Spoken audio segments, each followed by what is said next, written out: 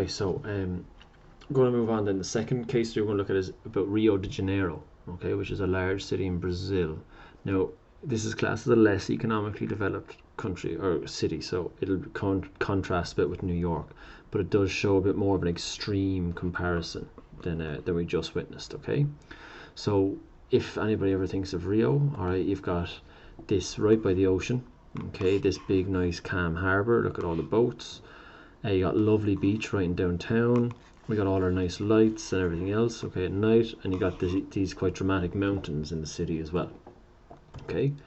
You've got the Christ the Redeemer statue, so he's looking down over. You can see this mountain and this one are the same from the two photos, okay. It's a very famous landmark and shows how high these mountains are that surround the city.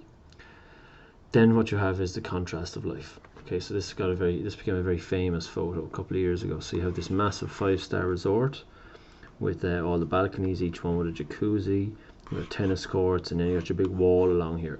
And on the other side, this is what the slums in Brazil look like. Okay, they're often called favelas. So in New York they were called ghettos. In South America, most of them call them favelas. So you can see the contrast of life right beside each other. Also, think back to those mountains we spoke about in the city, all right? Very hard to build on the side of mountains and probably not a great place to live. But this is where a lot of the favelas are built. So you can see how steep the land is and how probably unstable and unsafe it would be.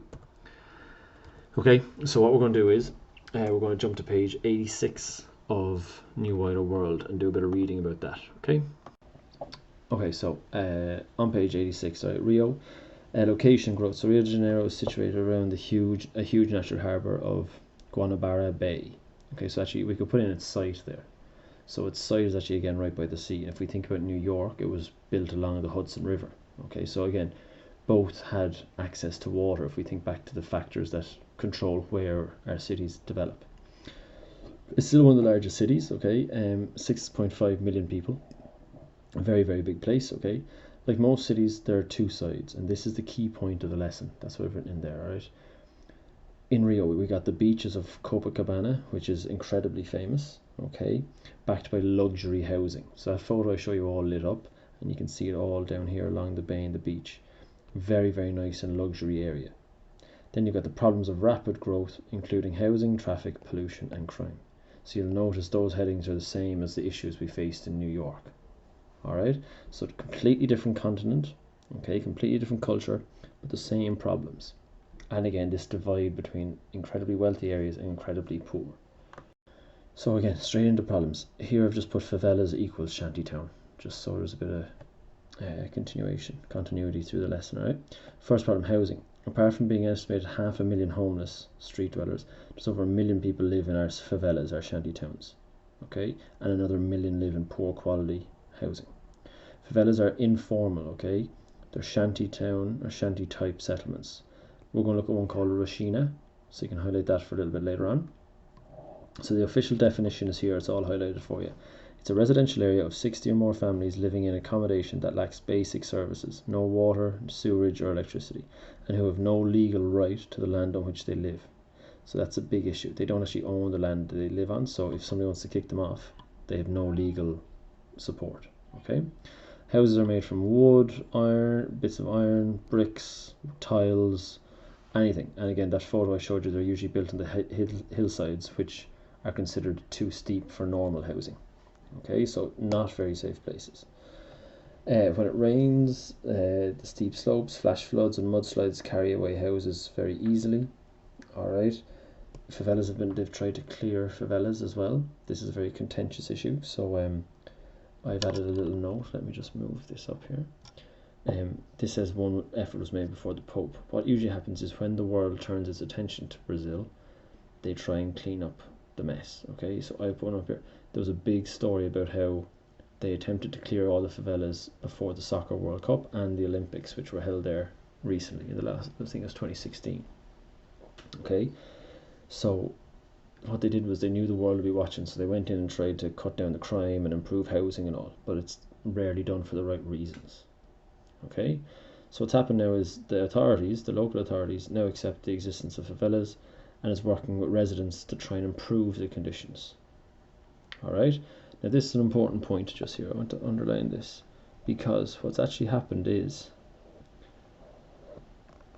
alright, despite the problems of housing and pollution and stuff like that and lack of services, living in a favela has its positive side. There's a huge and strong level of community spirit. Alright, the people have really come together to make it their own place and try and improve it themselves. So there's often strong community spirit, a rich street life, and plenty of entertainment, football and samba music. So they actually really make the place their own, okay? And this has been seen not just in Rio, in a number of places, India in particular as well, that when the government actually comes in to try and say, right, we're going to spend 500 million and knock everything down and build your houses, they're like, no, this is our little town, we have it sorted. And they just ask for simple things like clean water and things like that. Another issue, again, just like New York, we have crime, okay, organized, okay, so again, organized crime with our violence and drug trafficking. Right, tourists are warned not to take anything valuable, even to the famous safe, well, so-called safe beaches, but again, they're told not to bring anything. Huge levels of traffic and huge levels of pollution, okay. Traffic fumes, the beaches and the seas are polluted, the water is really bad, huge amounts of waste, no collection of rubbish, too many people packed in, so on, okay. That means the water supplies get even dirtier, people get diseases like cholera, then there's no medical services, so it's a vicious cycle of pollution. In the poor world where they can't deal with it well, especially water pollution, trying to get clean water, you can see again, to these favelas up on the mountains, very, very difficult to get services to them, okay. So, that's all the problems in Rio. Now we're going to just spend a couple of minutes looking at how they tried to improve some of this in Regina, okay? So it's called self-help schemes. And we'll look at this for just a couple of minutes, all right? So, attempts to solve the problems. So Regina, or Racina, was the favela name. So, what the residents had transformed it into a small city, okay? And the temporary wooden buildings have been upgraded to brick, so they're a little bit more stable, but still very, very poor quality. They've set up their own shops and own small industries, okay, so each of them would have their own little job. One person might fix shoes, one person might have a little bakery, one person might be able to fix phones, I don't know, just little jobs like that they all chip in, and they make their own little economy.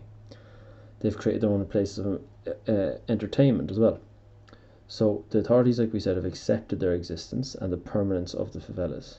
So they know they're not going to be able to march in and knock down Regina. Alright?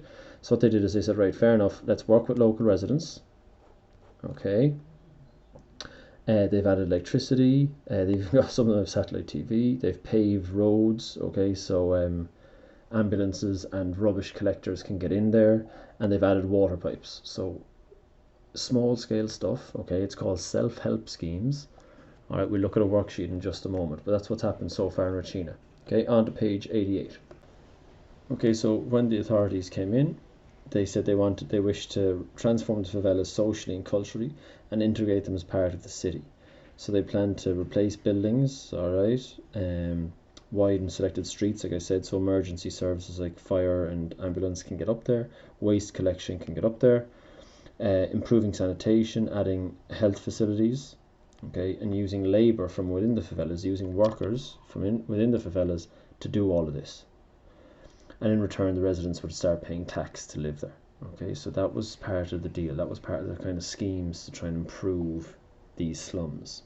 All right, so what we'll do is, there's one worksheet I just want to look at. Again, just one or two notes, and I want to just look at Rio on the map. All right.